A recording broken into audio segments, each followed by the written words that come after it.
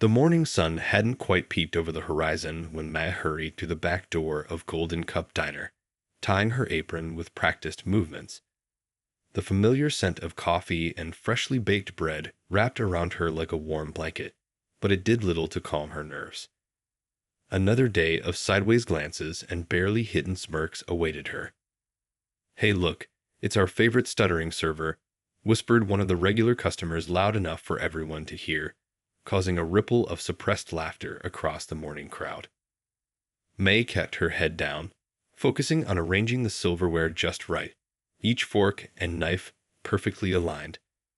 A small effort to maintain control in a world that seemed determined to mock her every move. The weight of her master's degree in classical piano performance felt heavy in her mind as she scribbled down orders for pancakes and eggs. Life had taken an unexpected turn when her mom's medical bills started piling up, forcing May to set aside her dreams of performing at concert halls. Now, instead of piano keys, she pressed buttons on the old cash register, and rather than sheet music, she studied breakfast specials. "See, could I get you some Morsi coffee?" she asked a businessman in a crisp suit, who barely looked up from his newspaper before muttering, "Maybe if you can get the order right this time." His words stung, but May had grown accustomed to the daily jabs. She poured his coffee steadily, years of piano practice evident in her graceful hands. Hands that could dance across 88 keys, but now mostly carried plates of hash browns and toast. During the morning rush, she moved between tables with quiet efficiency, even as snippets of conversation reached her ears. "Can you believe they hired someone who can barely take orders? And I heard she has some fancy degree. Fat lot of good that did her." Each comment felt like a paper cut, small but sharp, accumulating throughout the day. The diner's owner, a kind-hearted woman who'd inherited the place from her grandfather, noticed May's slumped shoulders but couldn't do much beyond offering sympathetic glances. The regulars were the lifeblood of the business, and in these tough economic times, they couldn't afford to lose any customers. What none of them knew was how Mai spent her subway rides home, fingers dancing on her lap, practicing Chopin's nocturnes in her mind. They didn't see her at night, teaching herself jazz standards on a lightweight electronic keyboard with headphones, so she wouldn't disturb her elderly neighbors. They couldn't imagine that the same hands that dropped a plate last Tuesday had once earned a standing ovation at her graduate recital. Between the breakfast and lunch rush, Mai found moments to slip away to the storage room. There, hidden behind stacks of paper towels and cleaning supplies, sat an old upright piano, its wood scratched and worn, but its spirit still intact. She discovered it during her first week, covered in dust and forgotten by time. In those precious stolen moments, her fingers would ghost over the keys, not daring to press them, but finding comfort in their familiar presence. Some days, when the mockery became too much, she'd write down melodies in her order pad, little sequences of notes that captured the feeling of resilience, of holding onto hope when everyone around you had written you off. These compositions became her secret diary, a way to transform her daily struggles into something beautiful, even if no one else could hear it yet. As the morning shift wound down, May counted her tips, lower than the other servers, as usual, and reminded herself that every great story had its difficult chapters. She didn't know it yet, but her quiet determination and hidden talent were about to change not just her own life, but the entire heart and soul of the Golden Cup Diner. For now, though, she simply straightened her apron, took a deep breath, and prepared to face another afternoon of challenges with the same grace she once brought to the concert stage. The storage room at Golden Cup Diner had always been a maze of forgotten things, dented pots that had served their time, boxes of faded menus from decades past, and stacks of chairs waiting for their next chance to be useful. But for Mai, this dusty space had become her sanctuary, all because of what stood in the corner. An old upright piano, its mahogany finish dulled by years of neglect, but its soul still very much alive. She discovered it during her second week at work, while searching for extra napkins. Her fingers had brushed against its side by accident, and the familiar touch nearly brought tears to her eyes. That day, she spent her entire break just staring at it, afraid to make a sound, but drawn to it like a moth to flame. It took 3 weeks before she dared to play a single note. The lunch rush had been particularly rough. She'd mixed up 2 orders and endured an elderly customer loudly commenting about incompetent help these days.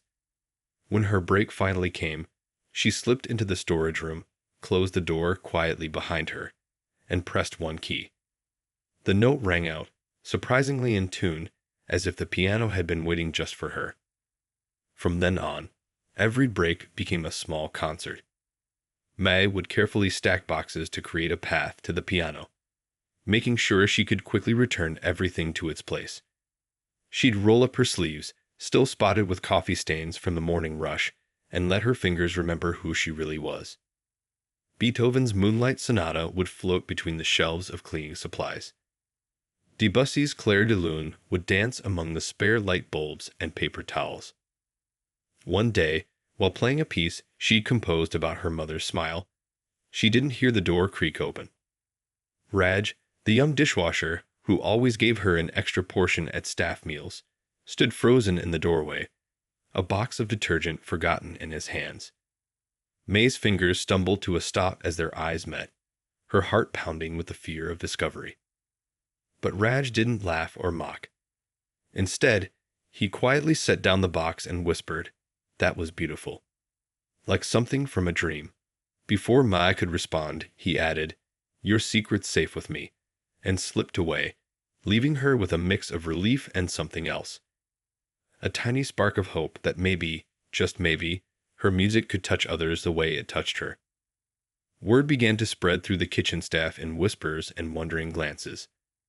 The prep cook claimed he heard angels singing during inventory counts. The weekend hostess swore she felt classical music flowing through the walls early one morning.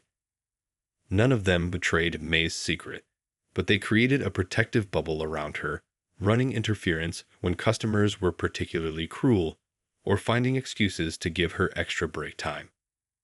May began leaving the door slightly ajar during her performances, letting the music find its way to those who needed it. The busboy would time his trips to the dumpster with her breaks, lingering in the back alley where the notes drifted through a tiny window.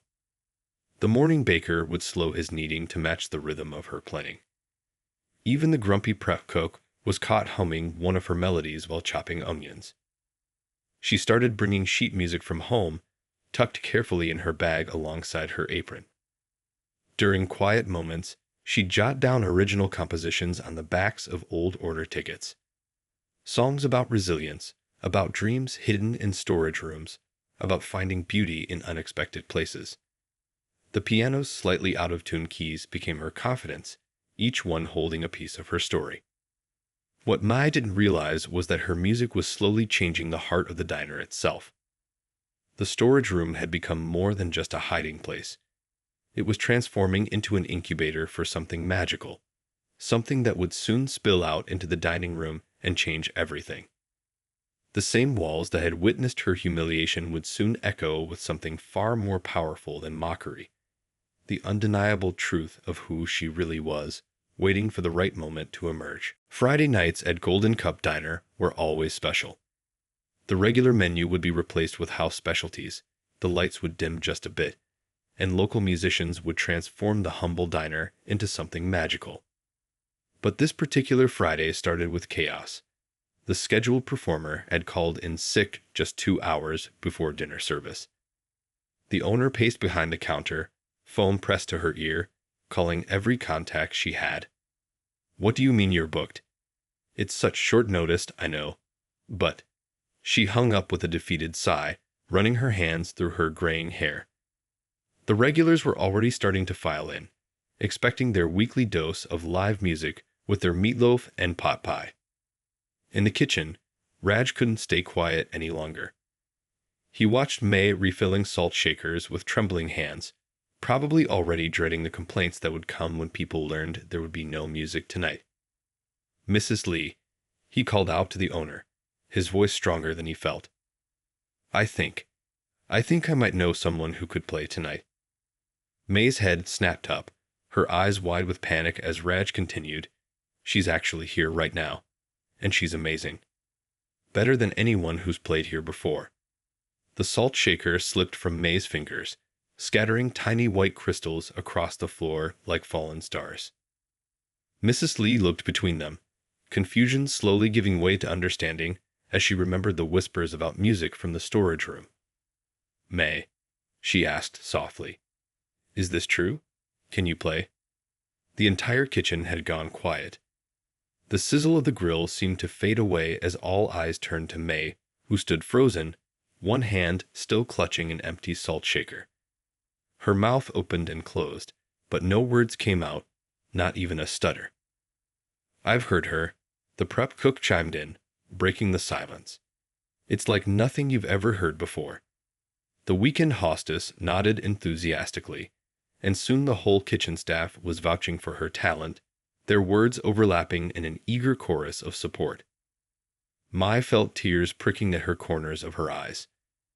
These people, who had become her silent protectors, who had guarded her secret, were now pushing her towards something that terrified her more than any rude customer ever had. She looked at Mrs. Lee's hopeful face and managed to whisper, "I haven't performed in public since before." "Since before you started working here," Mrs. Lee finished gently. "But May, sometimes life gives us second chances in the strangest ways."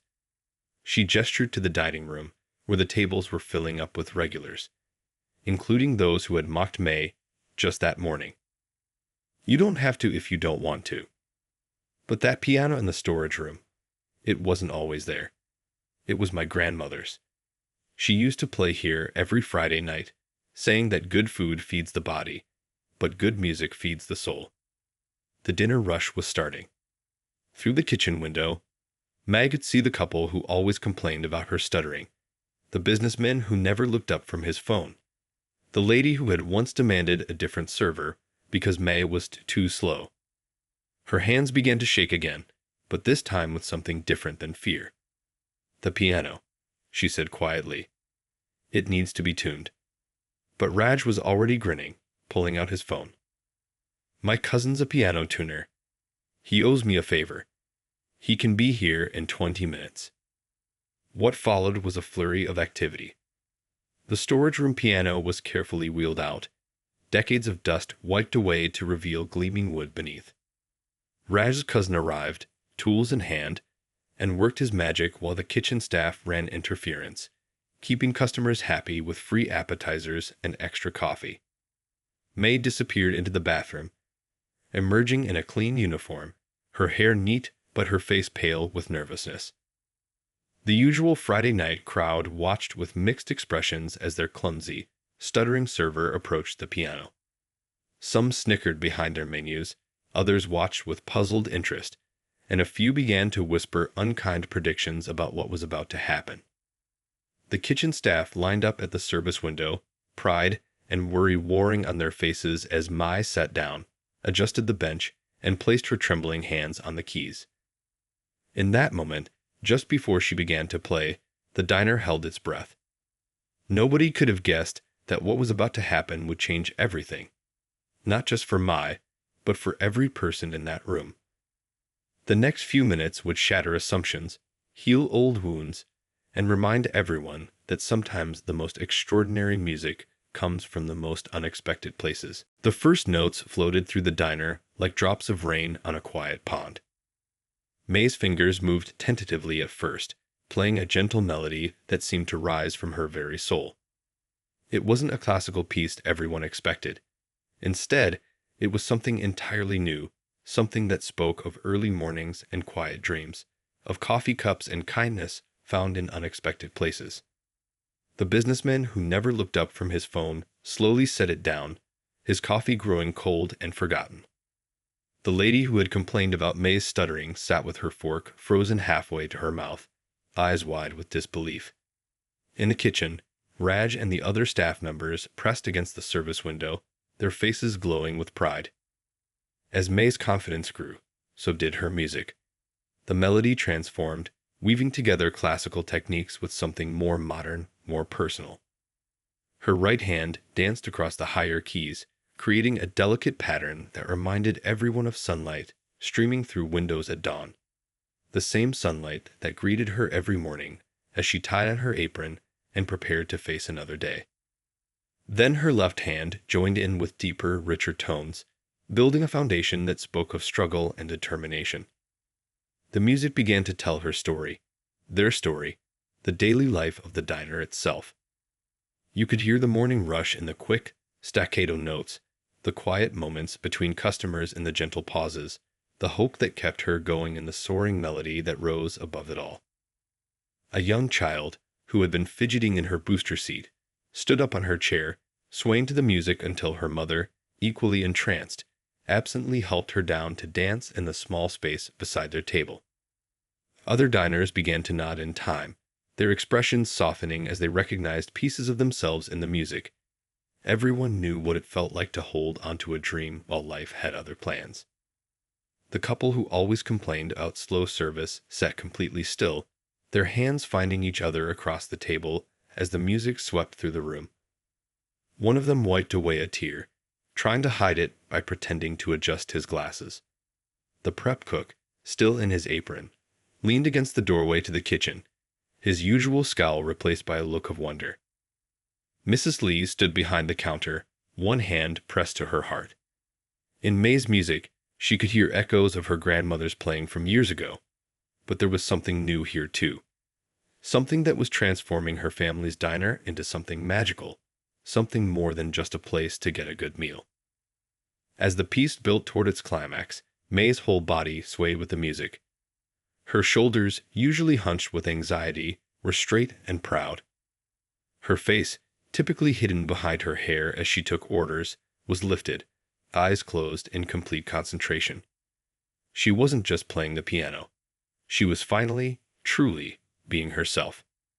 The regular customers who had mocked her that very morning now sat in stunned silence, their faces showing a complex mix of shame and amazement. One of them, an elderly man who had been particularly cruel about her stutter, removed his hat and held it over his heart, as if he were in church. When the final notes faded away, the diner remained perfectly still for what felt like an eternity. May's hands rested on the keys, her breathing slowly returning to normal. Then, from somewhere in the back, someone started to clap. The sound was quickly joined by another, then another, until the whole diner erupted in thunderous applause. The kitchen staff cheered and whistled. Mrs. Lee wiped tears from her eyes with her apron. Customers who had never so much as looked at each other were turning to their neighbors, sharing amazed smiles and enthusiastic nods. Even the teenagers in the corner booth had put down their phones, their expressions of practiced boredom replaced by genuine awe. Mai finally opened her eyes to face the crowd, her cheeks flushed with emotion. For the first time since she'd started working at the diner, she didn't feel the need to hide or apologize. The music had done what her words couldn't. It had shown everyone who she truly was, had transformed their judgment into understanding, their mockery into respect. As the applause continued, growing louder rather than dying down, it became clear that something fundamental had shifted in the Golden Cup diner. The ignored server with a quiet voice and nervous stutter had revealed herself to be an artist of extraordinary talent, and nothing, not the relationship between her and the customers, not the atmosphere of the diner, not even her own sense of self, would ever be quite the same again. The morning after May's performance, everything was different. A customer had posted a shaky video of her playing, and overnight it had spread through local social media groups like wildfire. The phone at Golden Cup Diner wouldn't stop ringing, with people asking if the piano server would be performing again. Did you see how many views it got? Raj showed Mai his phone during their morning break. The video had thousands of likes and shares, with comments pouring in from all over the city. Mai felt her chest heighten as she scrolled through them. This gave me chills. How is she just a server? That original composition was incredible. She had to sit down, overwhelmed by the sudden attention. The regulars who came in for their morning coffee were different too. The businessman who used to brush past her now stood up when she approached his table. "I've been coming here for 3 years," he said, looking directly at her for the first time. "I had no idea. I'm sorry for how I treated you." His words were simple, but the sincerity in his voice made May's eyes well up. Mrs. Lee called a staff meeting before the lunch rush. "I've been thinking," she said, her eyes twinkling.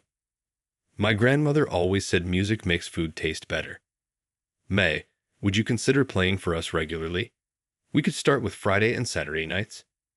The kitchen erupted in excited chatter. The prep cook immediately started planning special menu items to match the music nights. The hostess grabbed a napkin and began sketching ideas for rearranging the dining room to create a better performance space. Even the grumpy old dishwasher cracked a smile. Word continued to spread.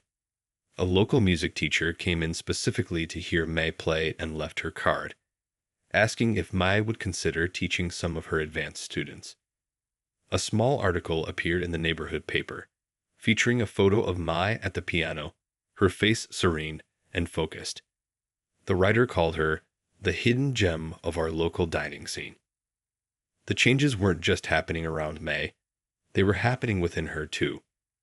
Her stutter began to fade as her confidence grew. She still spoke softly, but now it felt more like a choice than a shield. When she took orders, she made eye contact and smiled, no longer afraid of the judgment she might find in customers' faces.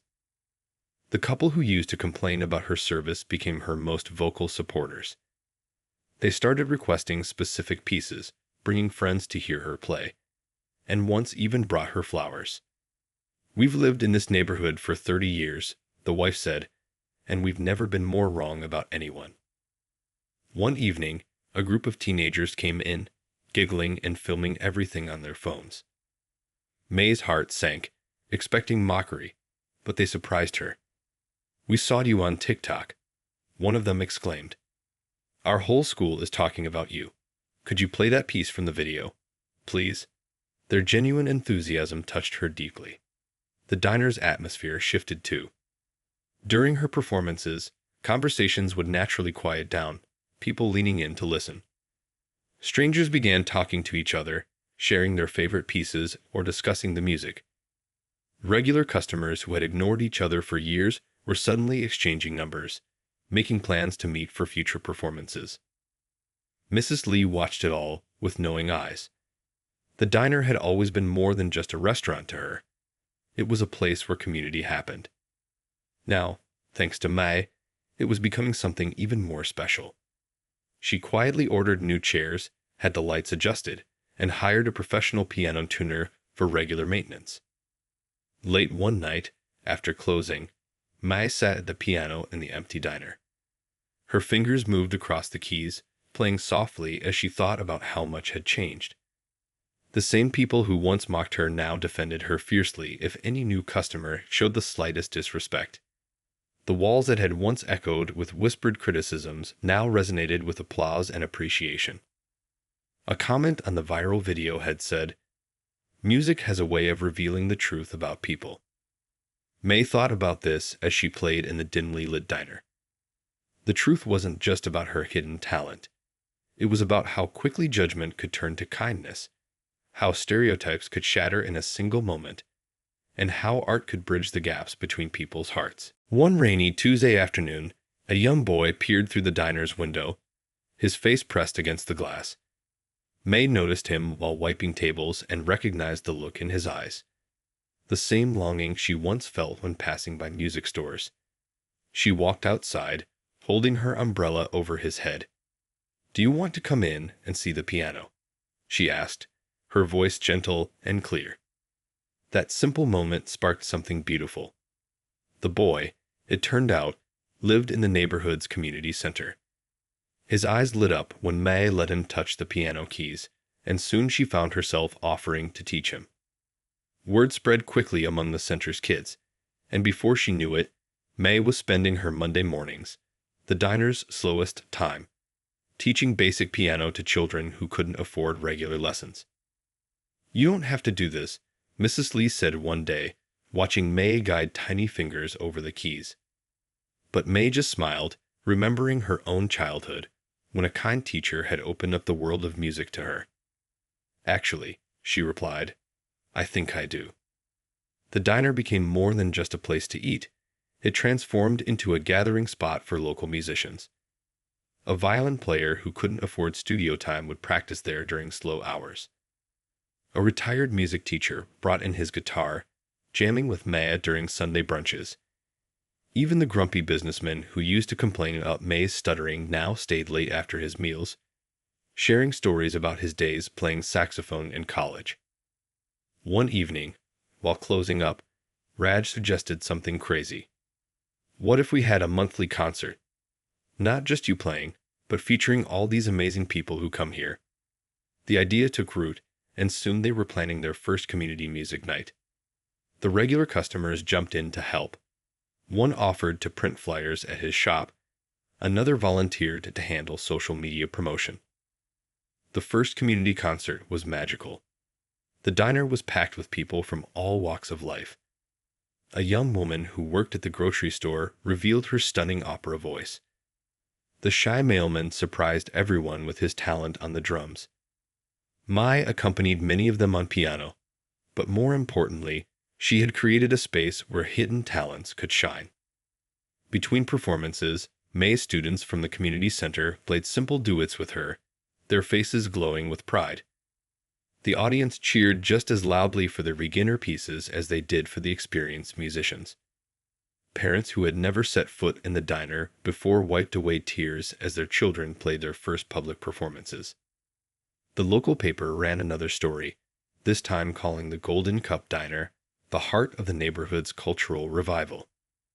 But what touched May most were the small moments, like when one of her young students finally mastered a difficult piece, or when an elderly customer told her that the music reminded him of his late wife's playing.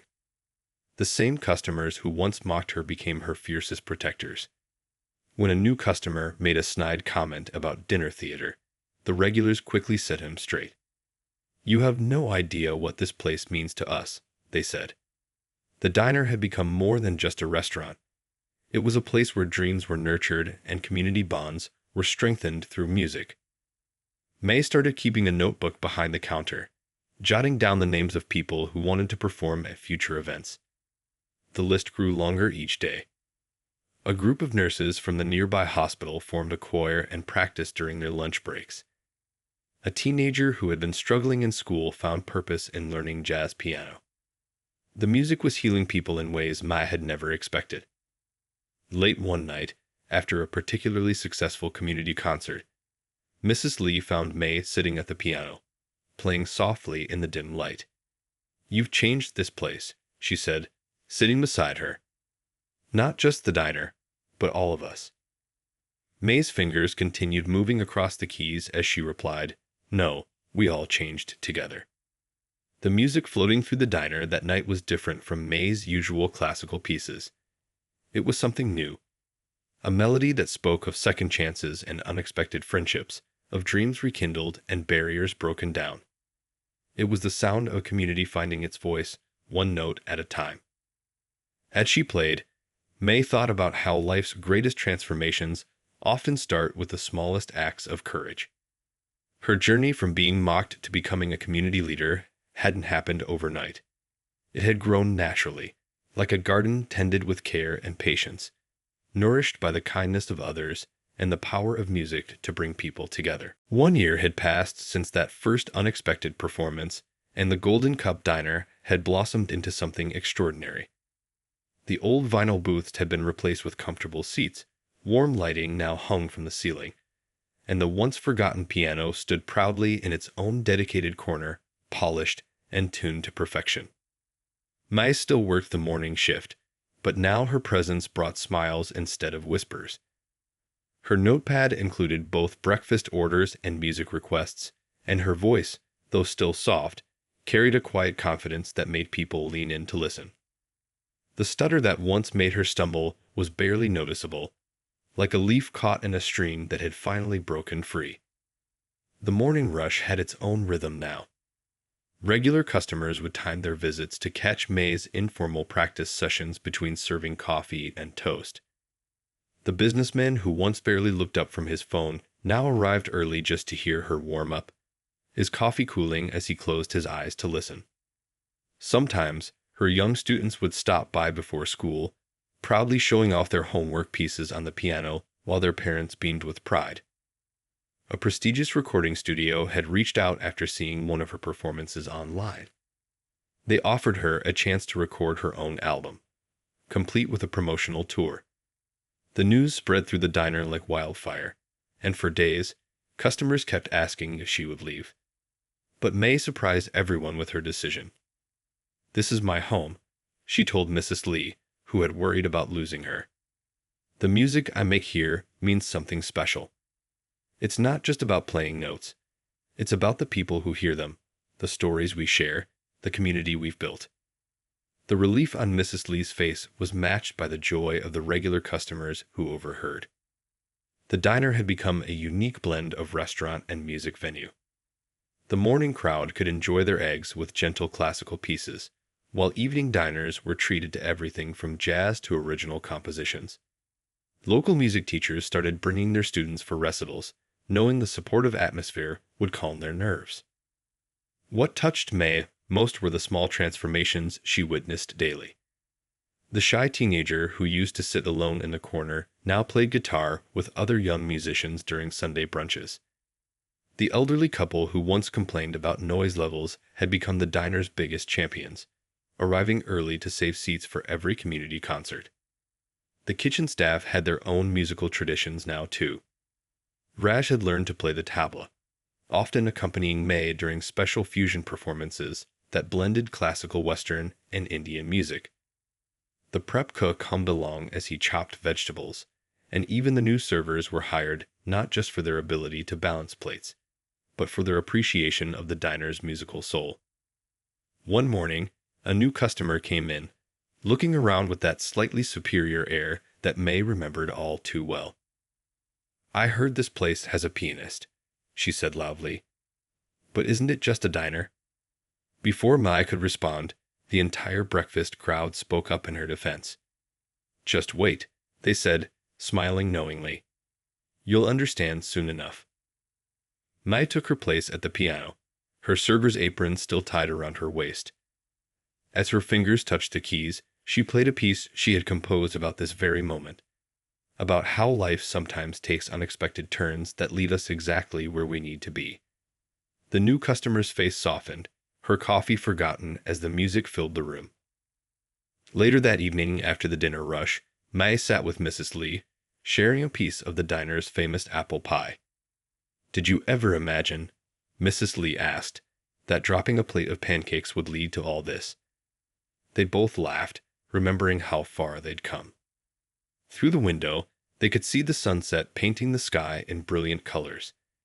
Inside, the diner hummed with the warm conversations of people who had become more than customers. They were now part of an extended family, brought together by music and acceptance. May's fingers absently traced patterns on the table, as if playing an invisible piano. She thought about the upcoming weekend's community concert, the new students waiting for lessons, and the album she was recording right here in the diner. Her journey hadn't ended with that first performance, it had only begun. As she stood to clear their plates, a child's voice called out, "Can you play one more song before we go?" May smiled, knowing that in this moment she was exactly where she belonged. She wasn't just a server who played piano or a pianist who served coffee.